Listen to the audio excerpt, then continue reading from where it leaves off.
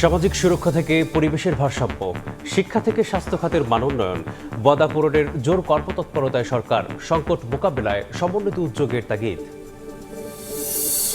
সরকারের প্রথম 6 মাসে স্থিতিশীলতা ফিরেছে দেশে।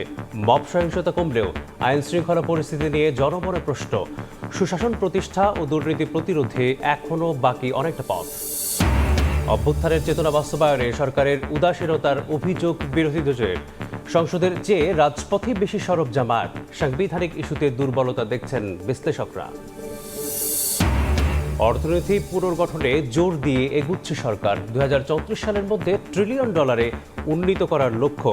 সামষ্টিকভাবে কিছুটা স্বস্তি দেখছেন বিশ্লেষকরা। এবং হরমুজ ঘিরে মন্তব্যের জেরে ডোনাল্ড ট্রাম্পের পা ভেঙে দেওয়ার হুঁশিয়ারি ইরানের সেনাপ্রধানের। মার্কিন সেনা হত্যা বা আটকে $30,000 পুরস্কার ঘোষণা তেহরানের।